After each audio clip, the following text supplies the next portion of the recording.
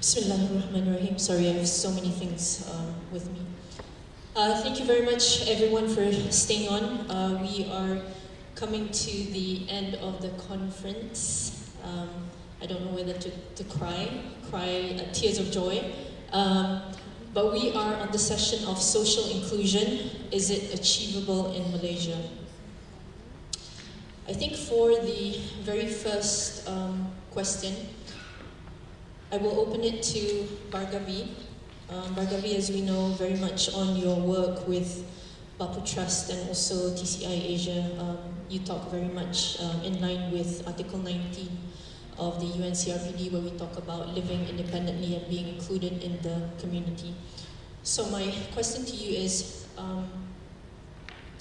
if you can probably shed some light on how the works of Bapu Trust and also TCI Asia move towards adhering very much to Article 19 in helping Malaysia moving forward on inclusion itself, including people with psychosocial disability in Malaysia. Yeah, very much.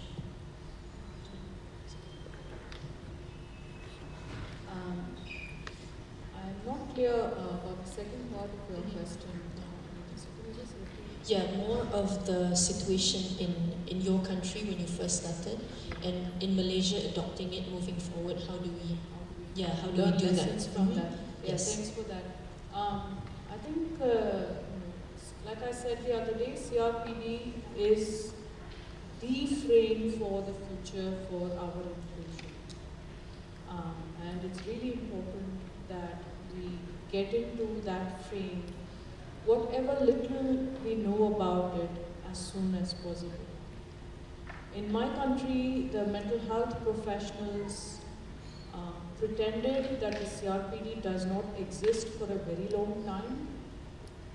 They refused to engage with us. Malaysia, that's not the case. You have very many mental health professionals trying to engage with MIASA and other organizations. So the platform for dialogue is very much there.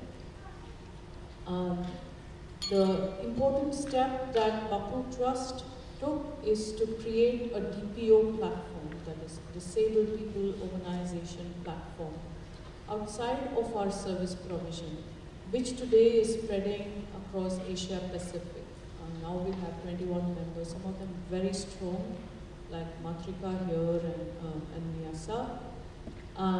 And I think so that over and above providing mental health services, it's really important to create a kind of dialogue platform, a platform that brings together people with psychosocial disabilities along with other people with disabilities, where we can continue to dialogue with the cross-disability movement. Tomorrow we have one multi-stakeholder platform. And so in this way we created many small strategies for putting our issues forward, like this one here. So we have mission visits, the multi-stakeholder platforms, we talk to governments and so on. So I think so that if we peg everything, the one problem we faced was the Seher program was not CRPD compliant to begin with. And then again to continue to tinker with it, to remove certain elements, put in some new elements, to continuously work on the CRPD compliant part of Seher, and to keep updating it with research, with evaluations, and all of that. So these things have helped, and we were very much part of the, for sure, Malaysia will have to present a country report to the CRPD committee at some point or the other. They have to do this. They are mandated. They have ratified the convention. They have to submit a report. This is the best part of CRPD work, when you really have the opportunity to knock on the doors of the cross-disability movement, to knock on the doors of the policy makers, and really put forward data, arguments, and reasons for your inclusion. So I hope those insights will help. Thank you very much, Bhargavi. Okay, for the next question, if I may ask Dr. Montian. Dr. Montian, thank you very much. Very last minute to invite you up, but I feel it's very, very important. I was initially a little bit skeptical when we really wanted to bring UNCRPD here on the floor, and I felt it would be very much necessary, since we already opened up the whole conversation today, to have Dr. Montian in to impart his knowledge, especially being the part of the committee. I think it will be very, very valuable. Thank you very much, Dr. Montian. So thank you. So my question is, of course, as you are very much aware, there is a lack of understanding or probably acceptance on human rights, unfortunately, currently here in Malaysia in terms of practices. We don't very much use the human rights-based approach. So what we're seeing is there is a huge barrier, I think, in changing mindsets, legislation, increasing awareness in Malaysia for the rights of persons with disability. So however, to create sustainable change, to achieve social inclusion, one of the systematic ways, of course, is through the education system. So my question is, how do we teach our kids today skills and knowledge to be socially inclusive? Well, actually, I believe everybody is caring about human rights.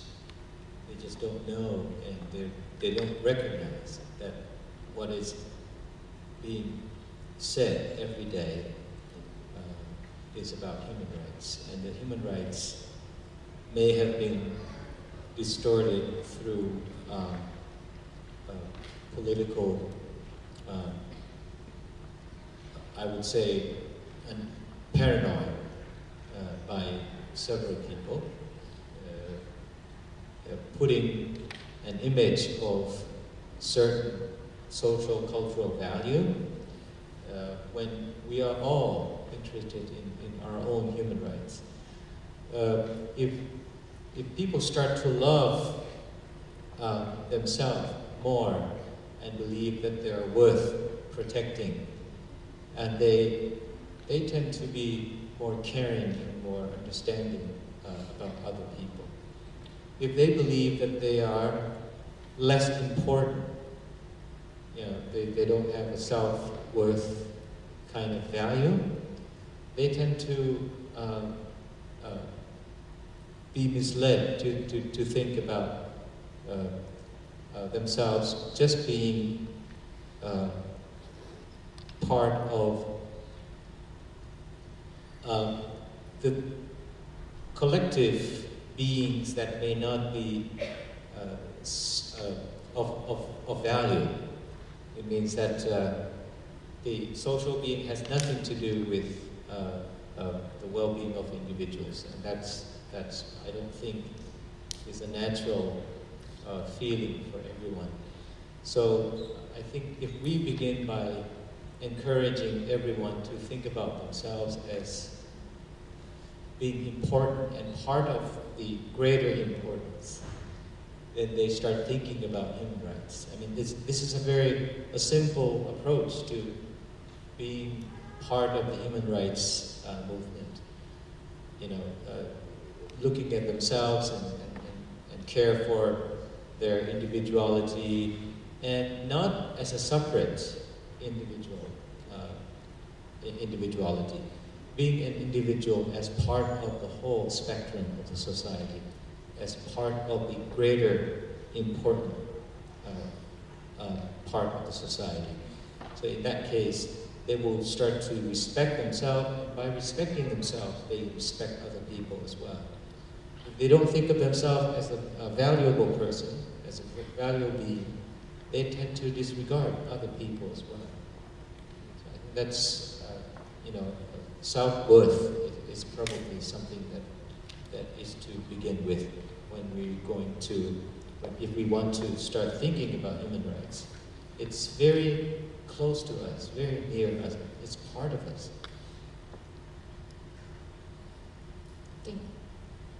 Thank you very much, Dr. Montian.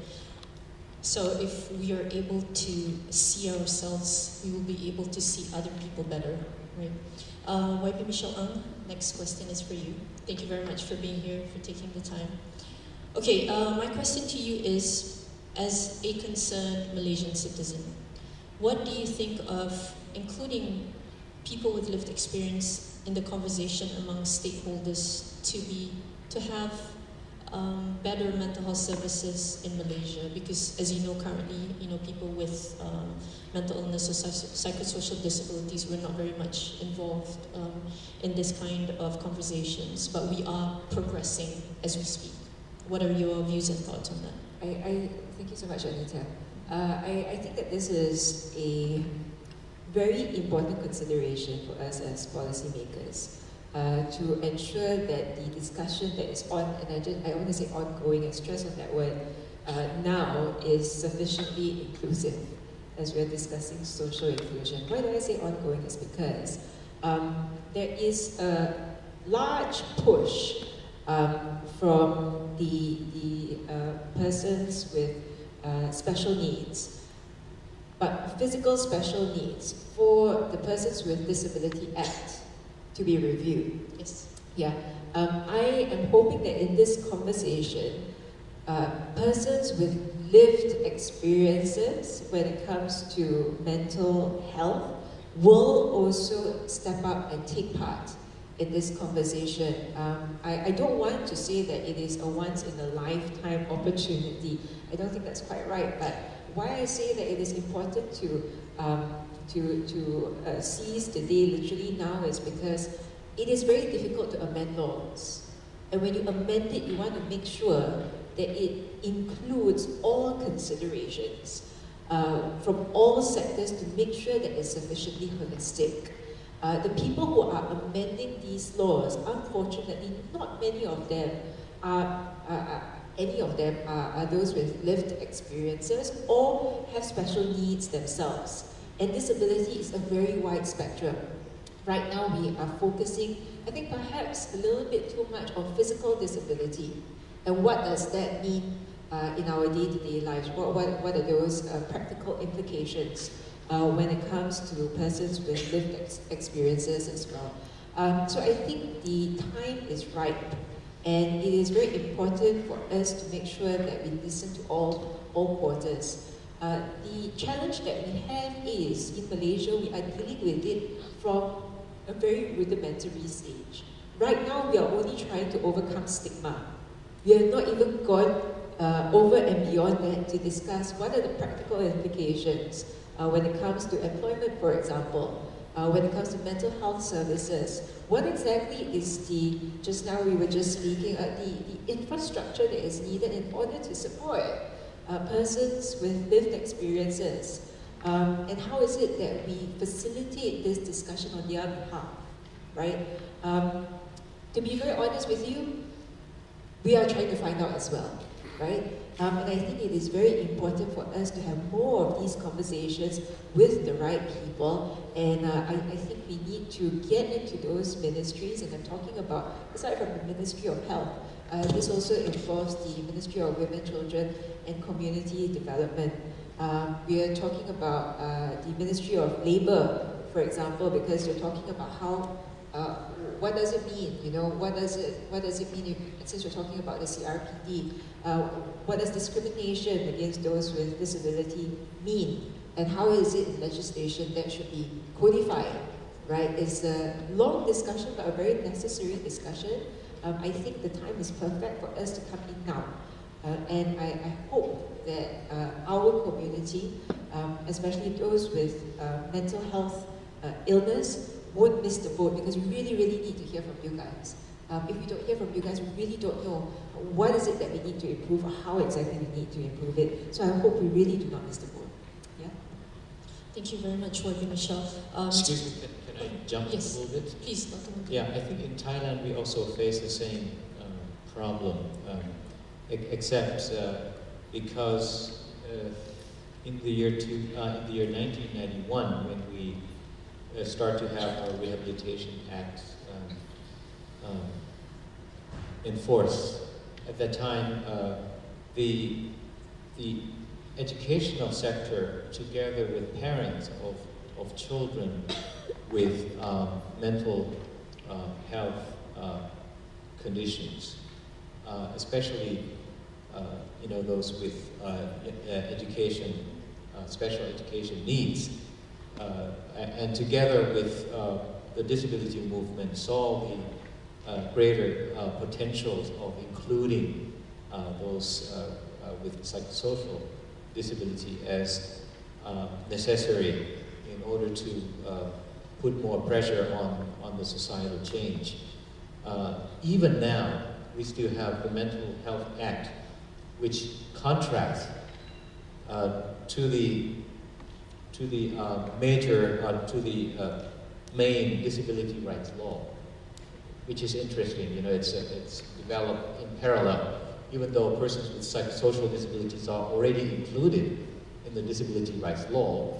The Mental Health Act is going almost contrast. So leaving out some people outside disability rights protection, and that is it's very sad to know that. We're trying to make changes to the mental health law as well. Thank you. Thank you very much, Dr. Martin. Thank you very much, YB Michelle. It's very interesting to know that we're trying to amend the Persons with Disabilities Act, because it was done in 2008. And also recently I heard from a doctor saying that we are also looking at amending the Mental Health Act in Malaysia. Mental Health Act was actually done in 2001 here in Malaysia, Mental Health Regulations 2010, without the involvement of people with lived experience and also caregivers. So I feel that we are heading in the right direction. Alhamdulillah, very good. Okay, my next question is for Joan. Joan, thank you very much. Joan came all the way from Singapore, but she's a Malaysian. Yes, very much so. And Joan actually is the founder of ThoughtFull. Maybe you could share a little bit about your work first, and then if you can talk a little bit also about how do you integrate mental health awareness and psychoeducation to the public. And I know that you are also a caregiver yourself. So maybe talk a little bit about that, and also on how you yourself, your view on how we can include people with psychosocial disability coming from, you know, the caregiver point of view. Thank you. Thanks, Anita, for having us. Maybe I'll just share a little bit about how I got into mental health in the first place. My path is a little bit non-conventional compared to many of you sitting here in this room. I used to be a banker in Hong Kong, and I used to work for a Wall Street bank before this. And I was there for 6 years. Prior to that, you know, I was in the US and Canada for education.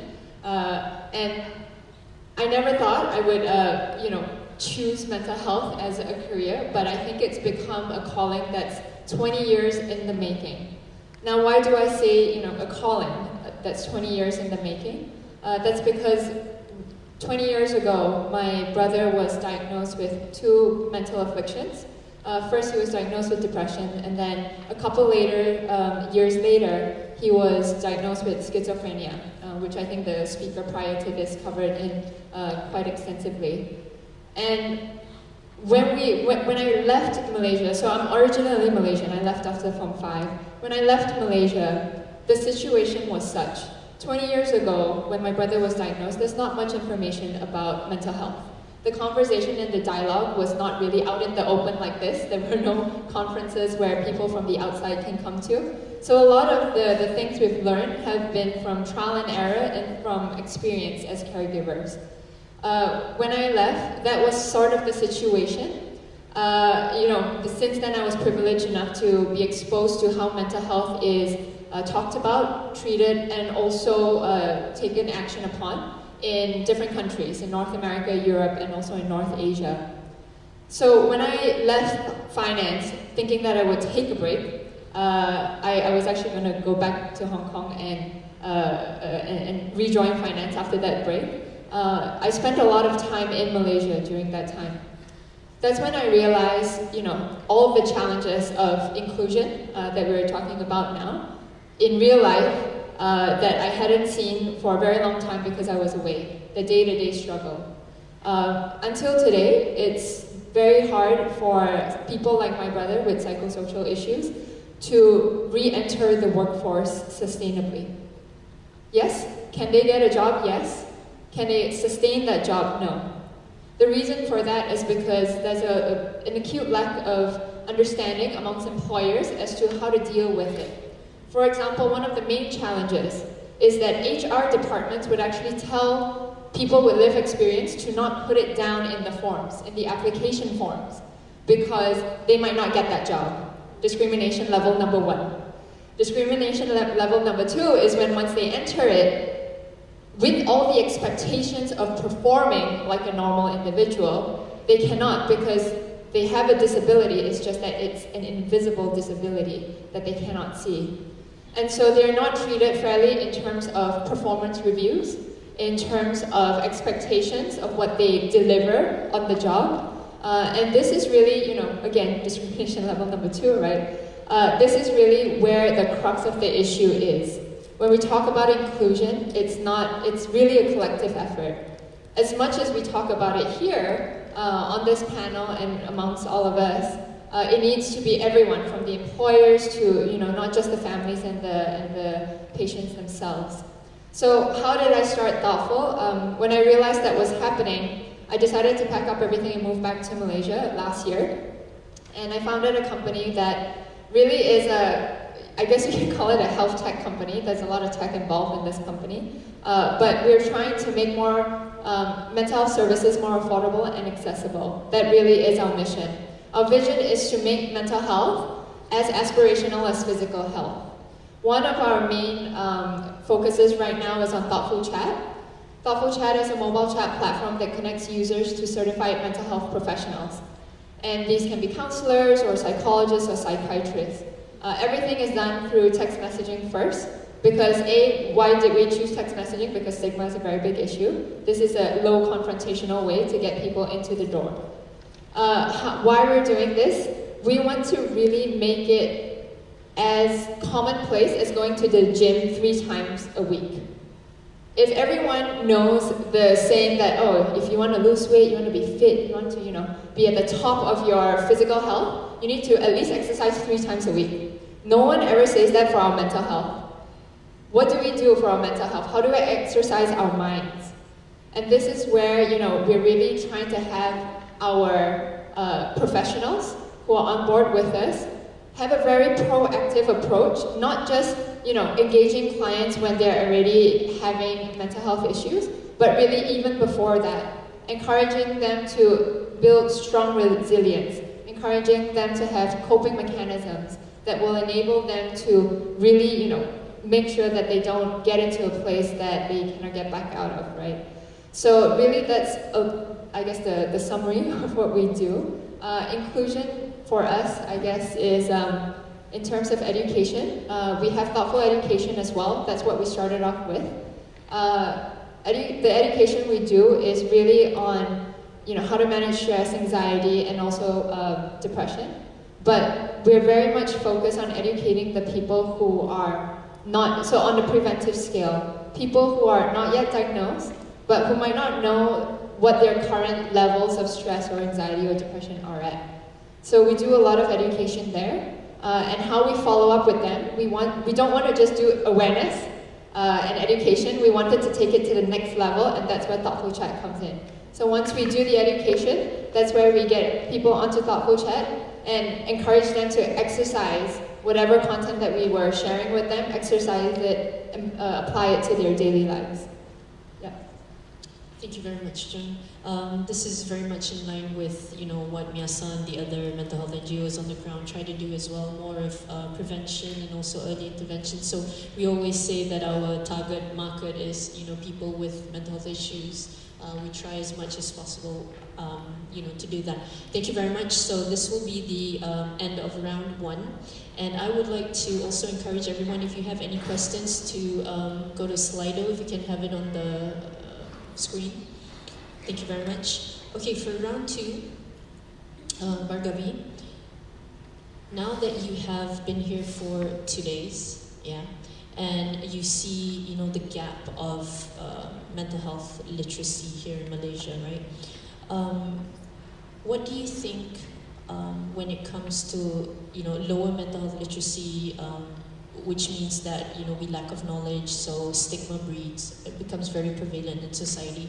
So do you think stigma amongst Malaysians towards people with psychosocial disability makes social inclusion more harder to achieve?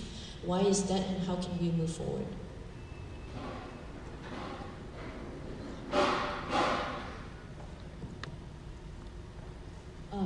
Among all the medical subjects, I think the mental health subject attracts a lot of exclusion and stigma.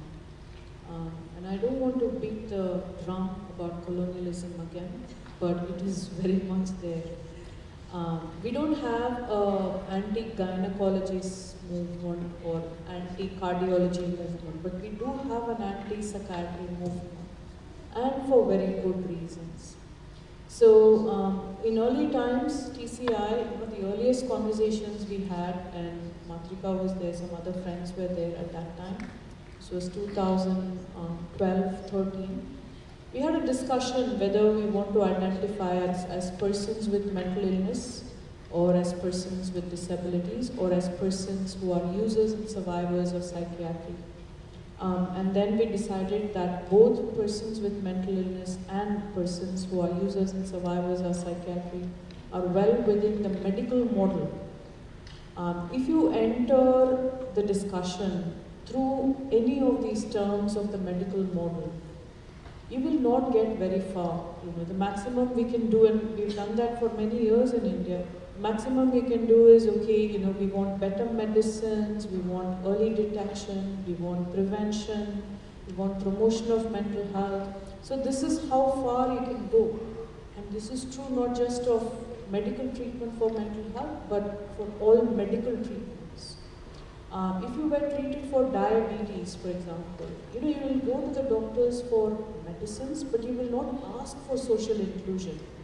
The doctors won't advise you on social inclusion if you're a diabetic, because that's not their job. So don't ask things of doctors which they are not able to give you. And so then we move to the disability framework.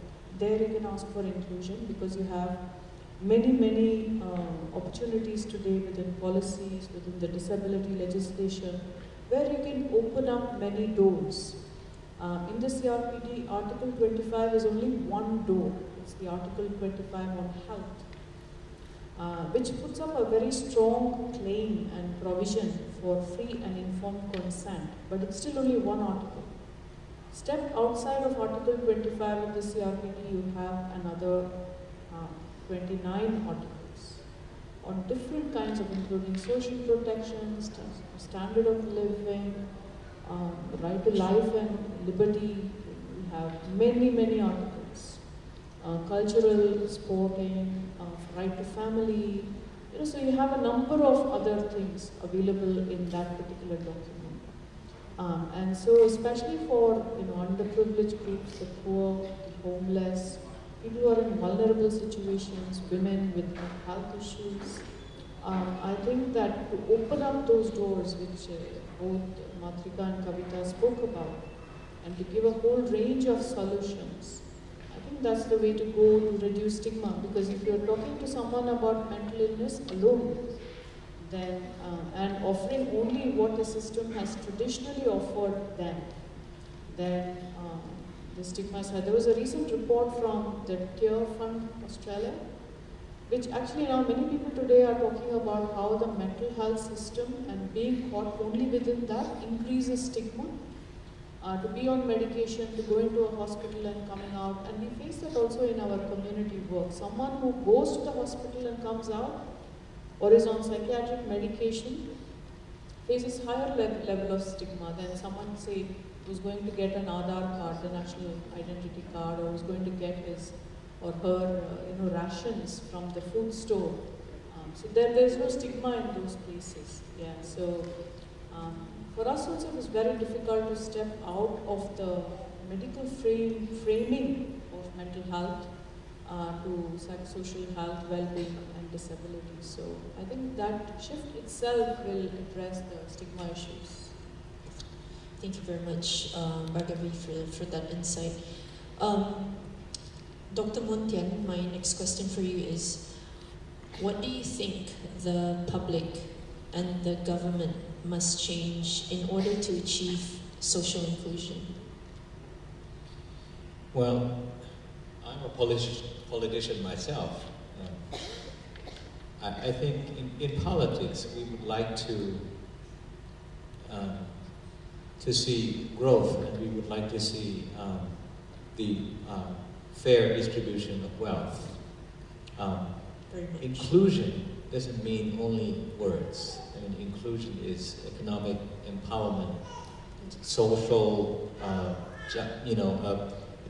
it's something that contributes to the growth and development of the society. If we're thinking institutionalization, separating people from the mainstream community, it's going to cost a lot of money. And can you imagine some people waiting for, food to be delivered, earning no income, but only spending the tax money? And that could be a very worst case scenario. Many of us here may be just typical middle class, earning income. But if you are thinking, supposedly, there are people with psychosocial disabilities that have been put into psychiatric facilities and could never come out to see the society. There are many more people being left alone in the hospitals like that, and they're ending up using only tax money. So inclusion is to give people opportunity to exercise their power, to free themselves from being excluded, from making contributions. If we have no one to waste, I remember one of the most popular political figures 20 years ago, although he was almost impeached. He always said that we have no one to waste. I think this is quite true. We have to see productivity from everyone. We would like to see creativity, productivity, contribution. We want to see the dynamism of the society. That's why we need inclusion. It's for the benefit of all people. It's for the benefit of the society, because the society is the sum of everyone. The society does not stand alone on its own. Society is a result of collective individuals. So if we do not include them, we isolate them, we separate them, they are lacking cohesiveness, they are lacking contributions. As a result, the society is going to be broke. Yeah, so that's very simple. I'm trying to present very, very concrete, economic oriented, which is probably in the most mindset of Asian leaders nowadays, because we're pro-growth, right? So why not? Why don't put inclusion attached to economic growth as well? Thank you. Thank you very much, Dr. Montian. I think we very much said it repeatedly in the conference today about it must be a collective effort, a collective action. So all of us working together. We already have a UNCRPD in place, so it's about having it all ratified, fully enforcing it, and everyone working together and achieving it. But most importantly, for everyone committed on wanting this change. Thank you very much. YB Michelle, my next question to you is, what do you hope the Malaysian law can take away regarding human rights from this conference? There is a lot that we need to do, and I don't deny that we are very far away from what is ideal. Obviously, we were whispering just now with Dr. Montian, one push that is coming from the special needs community is for anti-discrimination laws. I think that is right up there at what they want as an amendment to whether it is the Mental Health Act or the Persons with Disability Act. We as policy makers, of course, will have to take into account considerations from all quarters in drafting any legislation, right? But let me tell you what is it exactly that we need from you guys, and what is the concerns of especially employers now in terms, in this discussion of inclusion or anti-discrimination, which is the other lens that we can look at. The concern is, what is the yardstick in determining discrimination, one, and what is the yardstick in determining what kind of support as a company, as an employer, do I need to lend to someone with special needs, all right? And for physical disability, I think it is quite concrete already. Over the many years, we have come to some sort of measurable, tangible yardstick of what is needed. But for mental health, I think that is still quite vague. Okay, so let me tell you a little bit of what I mean. For example, if I as an employer in the building that I build fail to provide ramps for wheelchair users, all right? In the UK, it is considered discriminatory, okay? So then now I as an employer know that I need to provide those kind of facilities. In toilets, for example, I need to make sure that I have one toilet that is disability friendly, which means that it is sufficiently big for someone who is on a wheelchair. There must be handles. If you are blind, you know that there's certain this hearing aid that is provided that you know you can use to call out for help, for example. If I fail to provide parking lots, right, for persons with disability sufficiently close to the entrance, then I might be considered I might be considered discriminatory. So the question then is, for mental health, what are those yardsticks? For me as an employer, I don't know. And the climate now is that they really don't know, all right? And it is scary to go into an arena which is uncharted and possibly you might be found in violation of, right? So I don't even know where is the yardstick. I don't even know whether I'm crossing the line. I don't even know what amounts to discrimination. So if we all can sit down and draw something up to say that this is what is needed, all right? In these kind of circumstances, if you fail to do this, then it can be considered discriminatory. The second step then is, we need to provide a time period for employers or for even the entire country to transition from where they are now into the system that is ideal, all right? Then as policymakers, the next step is, do we use the carrot or do we use the stick? Carrot in the sense of, if you show efforts to employ persons with disability or with mental health conditions, right, then you'll be entitled to whether it is tax exemption or grants or, you know, those kind of things. So that's the carrot. Stick would be, if you fail to do it, then these are the punishments that can be imposed on you, all right? And then the question then is, what kind of punishments are we thinking of? And when is it ideal to introduce, whether it is the carrot or the stick? Of course, we have to look at the economic conditions, the economic climate, because whatever that we do will cause a disruption in our markets. And the question then is the country able to sustain that, right? So I've just drawn out for you what exactly is the journey that we need to embark on. And as we can see, we are really only at the start in discussing this. The exact concrete steps must be drawn out, and without involving each and every one of you in this conversation, it is very difficult for us to try and guess in the vacuum what exactly is it that you need, how exactly is it that we can help you. So yes, human rights is ideal. It's something that we need to strive for. I think it is good that we're having this discussion. In the process, I think we need to be mindful of the different stages towards it, and how is it that you or me fit into this picture is something that we all need to think about.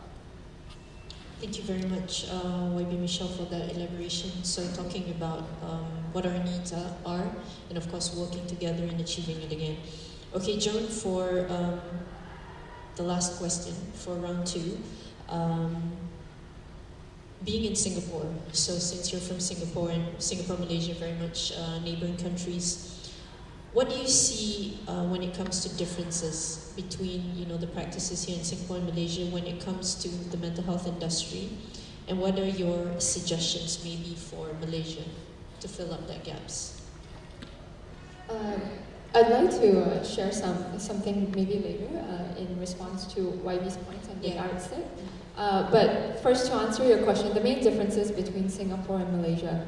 I think having been in Singapore for a while now, I realize that the conversation on mental health is a little bit more mature in the country. For example, the dialogue on awareness and education about mental health started many, many years ago. And so now the level of conversation that I have with government agencies in Singapore is that of action. How do we now empower people to engage in their mental health? What are the tools that startups, government agencies, schools, employers are going to create to help every individual in the country to engage in their mental health proactively?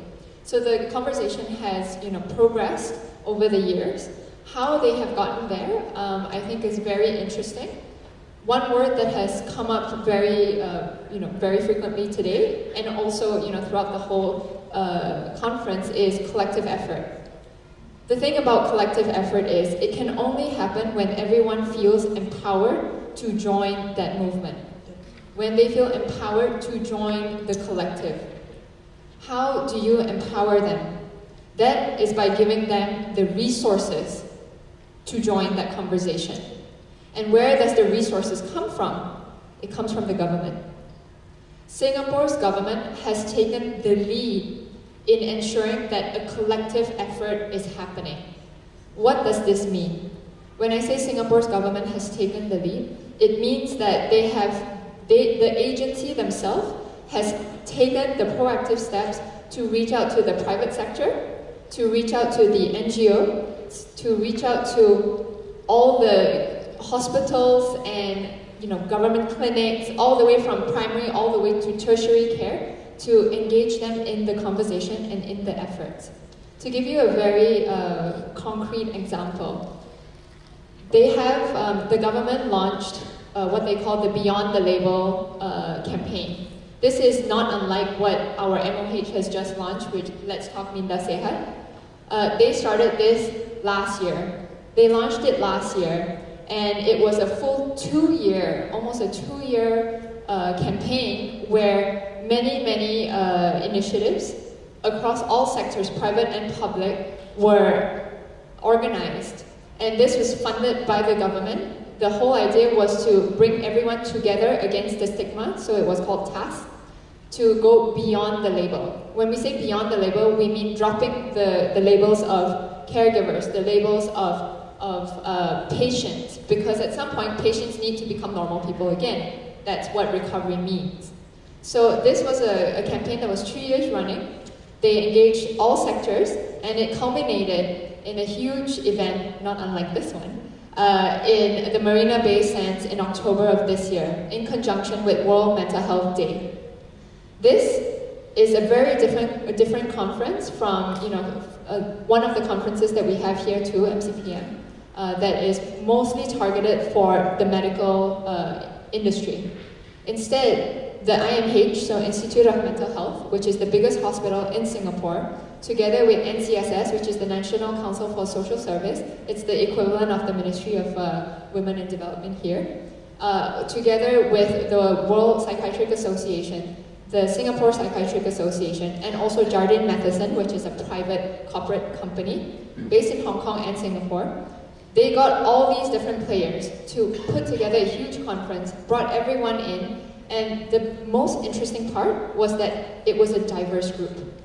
Of the 500 delegates and all the tracks that they had for presentations, they had people from the medical field, they had people from the government field, they had people who were patients, who were caregivers, who were recovered and not non-labeled anymore. They also had corporate insurance all together in one space. They had a huge hall where they brought all the grassroots organizations to have booths. as well, so that everyone was part of this collective effort. How was this made possible? The government took the lead. Yeah. And one thing, is it okay if I please, address the point that YB brought up about what is the yardstick for mental health? So at this conference in Marina Bay Sands, I actually presented on adapting corporate mentorship principles for persons in recovery. How did this come about is because I'm based in Singapore, but my operations team is actually in Malaysia. So I hire mostly out of Malaysia. And of my hires, I have inclusive hires. And these inclusive hires are people with, who are going through their own mental health journey. I won't call them patients. I won't call them people who are disabled. I would just call them people who are going through a journey, because we all have varying spectrums of our mental health journey, regardless of who we are. What race, what age, it doesn't matter. So my yardstick for measurement coming from the corporate world was very performance-driven, right? So for me, at the end of the day, it needs to make sense economically. But as you know, Dr. and also YB pointed out, at the end of the day, it's very hard for an employer to have very holistic, encompassing inclusion policies, because it has a direct impact on your bottom line.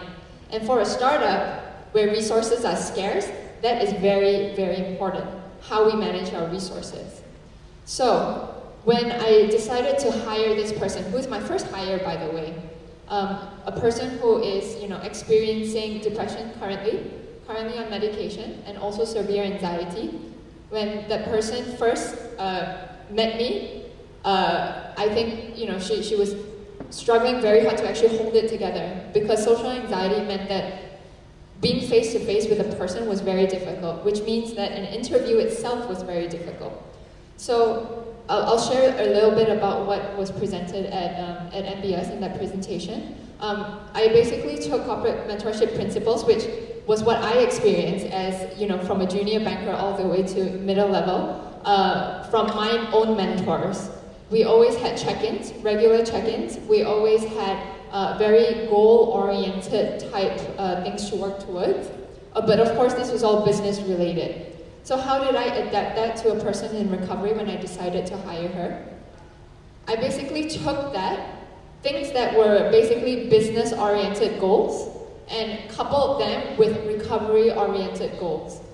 So I combined them together, and instead of saying by Q, by first quarter, second quarter, third quarter, this is, the numbers we need or whatever it is, it was that. In addition to, I want to make sure that you have worked on this fear that you have talked about. You have a fear of driving. I want you to take proactive steps to make sure that by Q1, this is something you have achieved. And if not, at least try to achieve. And then by Q2, basically breaking down everything that we would do in a performance review, and basically include a recovery plan into that performance review. So essentially, that's what I guess the yardstick was that I used. The only reason why I did this was because I only had my own background to rely on, so that was my gut feeling. Later on, with the mentorship of Dr. Kadir, actually, I realized what I was doing was actually IPS, which was individual placement and support, which is really a place and train model as opposed to a train and place model. So in the field of rehabilitation for persons in recovery, a lot of the times, rehabilitation happens where they have you in an enclosed, controlled, safe environment, which is very unlike the reality of an employment context. They train you in that safe space, give you all these skills that they think you will need, and then place you. So they train you and then they place you into the employment context. What happens is, and this is something we see all the time with my own sibling, right? What happens is once they go there, the reality of what they are facing is very different from the cocoon context that they were trained in. So then what they find is that their coping mechanisms are actually not sufficient to handle the stress that comes with it in this new reality. So then, it becomes a negative cycle. they feel like they cannot perform, they feel like they cannot be in this new reality, then negative self-esteem comes into place. They get beaten up by themselves or even by the people who employ them because it seems like it's underperformance, and then they go into this loop, and then they get unemployed, and then they go back into the cycle of training and placing. Instead, I guess what we have done, and the only reason why I've done this is because I didn't know about a train and place model, was to place them and then train them. So I hired her first, right? And then once they're in this real context with real deadlines, real clients and workshops that we need to run with, real events with hundreds of people coming, and all the organization headaches that everyone is very familiar with. All of these are real world contexts. We put her in this situation, but then make sure she has the right support. So psychological safety is something that we practice a lot. Psychological safety is basically a theory or a term that was founded by a professor in Harvard.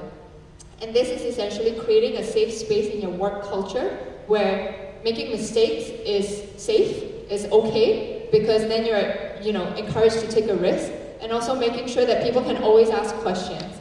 It's really that's what you call inclusive culture, right? And so given that situation where she's allowed to fail, but fail safely, and also giving her the coping mechanisms that are really relevant to what she actually has to do to perform, to basically do her job. So everything you see on our Instagram for our company is done by someone who is going through her own journey. You would not know this because it's done very well. And the only reason why this is possible was because of this IPS model and also the whole culture of psychological safety. So yeah, to answer the question about Yardstick, those were, I guess, how we did it as an employer. Thank you very much, John. I think that was very helpful, and really what you're currently doing is what we call here in Malaysia supported employment. Yeah, basically that is what it is. So we place and then we train, and I think it's also very important. One point that in what you just said is you don't lower the standards, but you actually support them in the workplace, which is Dr. Montiel, yes. I'm very excited to hear what she had to say. Yeah. In the disability movement, and right now we're teaming up with business. We call it inclusive business model. And actually we're going beyond rehabilitation, we're going beyond special needs education, we're going towards true inclusion.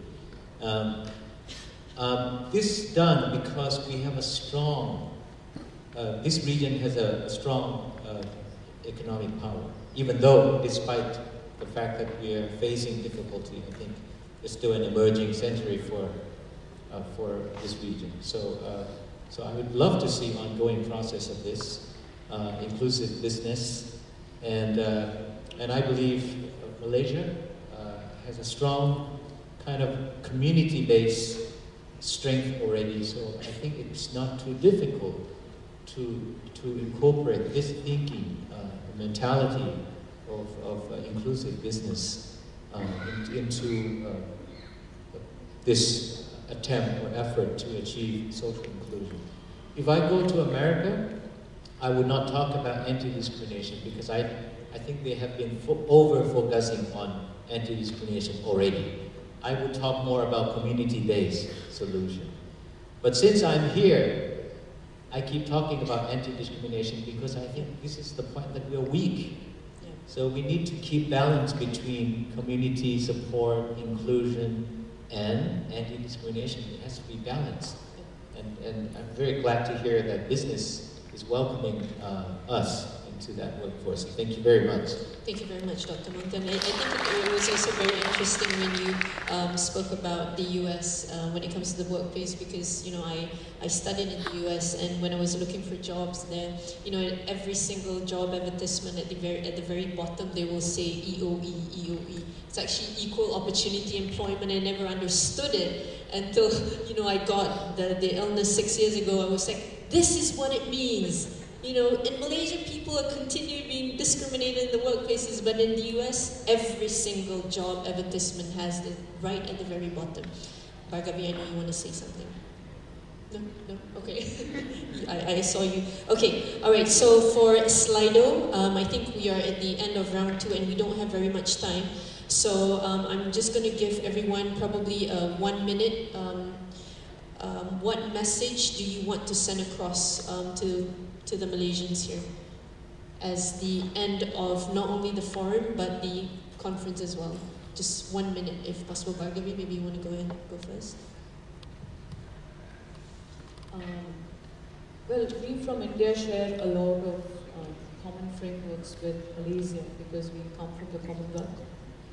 I wish for Miyasa that they have lots and lots of resilience to ensure that persons with psychosocial disabilities are included fully and effectively within the Rights of Persons with Disabilities Act that is coming up here in Malaysia, so much so that they will not miss any mental health act, because in India that's what we fought for and what we did not get. The Mental Health Act is pre-CRPD, it is pre-human rights. The different formulations of it came just after the World War. It is now worldwide experience, very much reinforced by the general comments and the concluding observations of several countries issued by the United Nations CRPD Monitoring Committee, that the Mental Health Act is not, wherever it exists in the world, is not CRPD compliant. A point that was also raised by Mr. Montiam just now. So I wish that Malaysia would really pay heed to full inclusion of persons with psychosocial disabilities within the parent disability legislation. So I think if there was one wish, then this would be it for Malaysia. Thank you very much, Bhargavi. Please give her a big hand.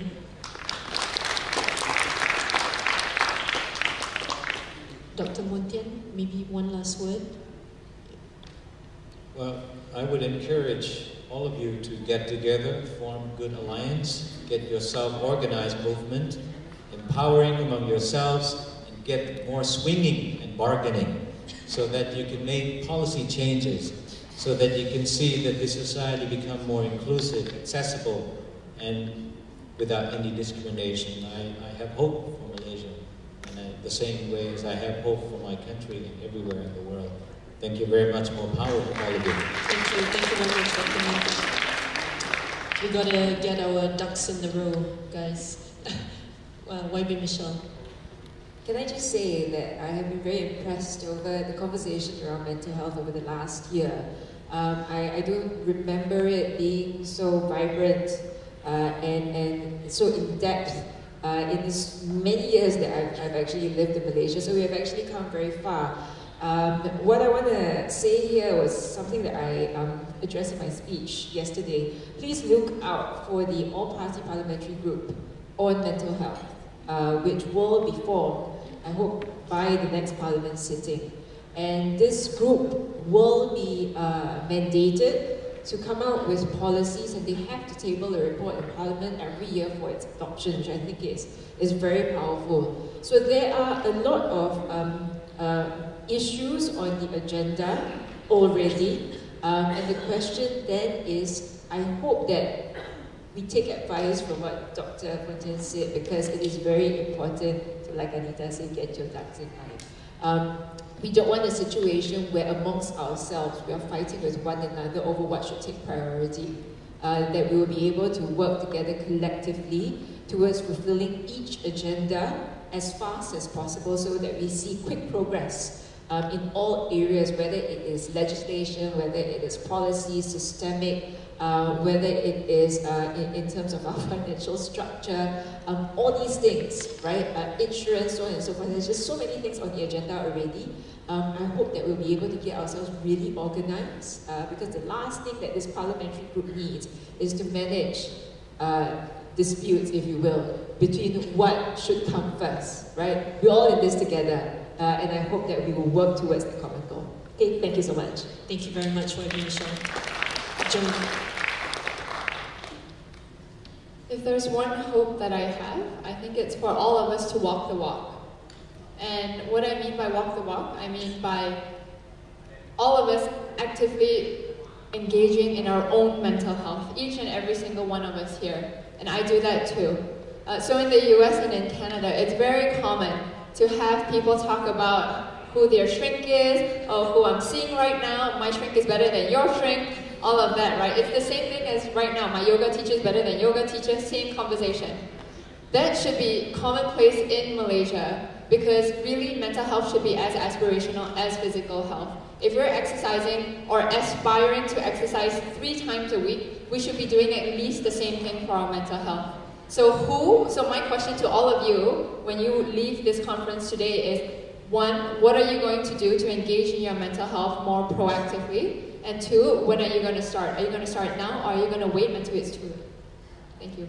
Thank you very much. If you can just go to Slido, if you can take, we will take 2 questions from Slido, if that's okay with everyone. Yeah. Okay, so at the very top we have with 5 likes. May I know what is the inclusion criteria for psychosocial disability? Who would like to take that? Bhargavi? Okay, Bhargavi, yeah. Well, the inclusion criteria for psychosocial disabilities is the same as for anybody else. They should have jobs, they should have access to education. Many people with psychosocial disabilities fall out of the education system when in high school or early college. So there must be the opportunity to, for them to get back into the education system. That level of reasonable accommodation must be provided to them. Multiple forms of communication is a very important part of inclusion. Many of us, somebody said very rightly that they lost their voice, and this happens very often other than body symptoms, all kinds of breath-related problems, anxiety, and all of that. Emotional overwhelm, so these are very common. So people do not always express themselves in words. So one of the key elements of the CRPD is to have multiple ways of expression. And we've heard it again and again, arts and creative expression is a very important alternative and augmentative communication for persons with psychosocial disabilities. This must be made available in, say, workplaces and in schools, where if people are too afraid or anxious to talk, then there must be able to communicate with others through. In Bapu Trust, we often, when people are hearing voices or having certain kinds of extreme experiences, then we use drumming and creative measures, body movement and other measures for communicating with them. Of course, it doesn't end up like, okay, how are you today? No, I'm not feeling so good. It's not this kind of linear communication, but it is communication which brings about connection between 2 human beings. Quiet place, it's another important inclusion. Like in conferences like this, if it was, someone who was feeling stressed out or feeling that they are triggered or they have, so there is a quiet place where they can move away to, so that they feel emotionally safe. And such places could also be made available in, say, in schools or in workplaces and in public places. So there are many such ways that we can build on inclusion criteria. We believe firmly that if such criteria were applied across the populations, then the level of stress, it could also already be a preventive method. Many people will benefit from alternative augmentative communication using creative expression. Many people will benefit from having quiet places to retire to, say, from a very busy and stressful work environment. Who wouldn't benefit from these places? So this way we build up inclusive spaces in our growing cities. Thank you very much, Bhargavi. Second and last question. With 6 likes, workplace is one of the major contributors to detrimental mental health conditions. How do we integrate social inclusion for psychosocial disabilities at the workplace? I think we answered it here and there, bits and pieces, but who would like to probably take it on? Joan? Or Sure. I think that's a great question because one of the main causes of stress is really from our work, and we spend about 1/3 of our lives in our workplace. I think it always starts with, when we talk about integrating social inclusion, it really starts with every individual and from the top. Empathy, I think it really boils down to a couple of values, right, or principles, if you want to call it. The first one is really empathy. It's really treating your employees like human beings. So I used to work in a place where we are treated as human labor units, really. We're just a number on a financial statement at the end of the year. But at the end of the day, each and every one of us has our own journey. We come into the office with many different things on our minds. We have our kids, we have financials, we have our spouses, our relationships, our family obligations, all of that together. And I think really it starts with educating our employers about how to have that conversation, how to open up conversations that are usually just work-focused to really include a more humanistic and empathetic topic as well. Because when that starts, then everything else really will trickle down. One, they will realize that, maybe they are a cause of stress as well. They know how to identify it, they know how to communicate it. They also are more open about referring support and providing the support that are needed beyond maybe the employer. So EAP programs, for example, employee assistance programs, for example. That's one way of doing it, but really also integrating it into your everyday life. What are the right communication tools when you're trying to talk to someone about their underperformance?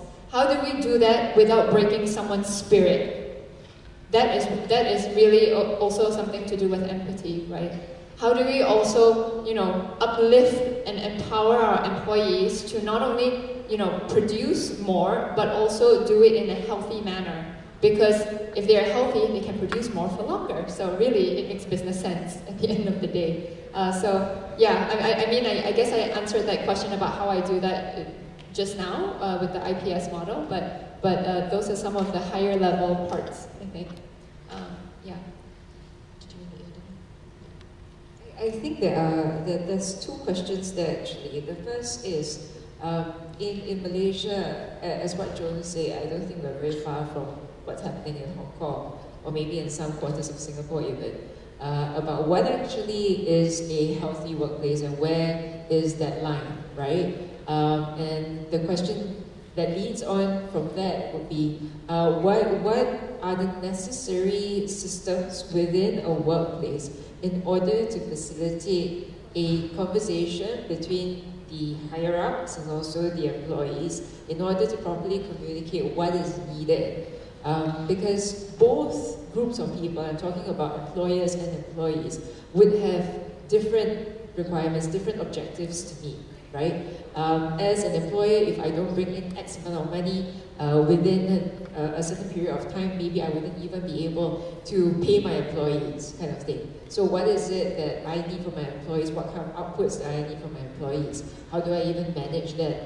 Very fundamental questions, management questions that I think in Malaysia, a lot of our employers are even struggling to deal with, right? And then as a community, as a system, if we do impose additional needs, whether it is social inclusion, whether it is anti-discriminatory, how is it that we provide sufficient support as well for employers so that they too don't become victims of the system? I think it's very real questions that we need to deal with. To be very honest with you, at this point, I don't have the answers. I really do not have the answers. We are in a situation where we're really trying to build everything from the ground up. So I would like to open up this conversation, everyone and all stakeholders, to try to organize this discussion in a way that we'll be able to come out with some sort of healthy output. Because we can talk about one area, just talking about employment and not even education, in employment, and there's really so many things that we need to think about. Right? And then the second question then is, in terms of social inclusion, right? If for persons, we don't talk, move away from the discussion for persons with special needs and disabilities, for just regular employees, if we are already struggling so much for inclusion, how is it then do we facilitate that discussion in order to come up with a holistic system so that we are able to be realistic with our resources and also our ability in order to achieve a holistic outcome for all stakeholders. It's something that really, let me be honest with you as a policymaker, we are struggling with it. We are struggling with it. Oftentimes I think from the top, from government, we are expected to say that we have everything under control. I think it is also a strength to say that we don't have everything that we need, we don't know everything, but we would like to work on it together with you in order to be able to make sure that we come to the right results. Yeah. So this really is me opening the doors out to each and every one of you to say, please come. Yeah, we want to get it right, but we can't do it without each and every one of you in the picture. Okay, thank you all so much. Thank you very much, Michelle. Please give her a big round of applause. I think it has been a very fruitful and very insightful panel discussion today, and it has really helped us in creating a possible framework tomorrow when we have the Malaysia stakeholder meeting or discussion tomorrow morning. So thank you very much, everyone. Please give everyone a big round of applause. Thank you to all the panelists.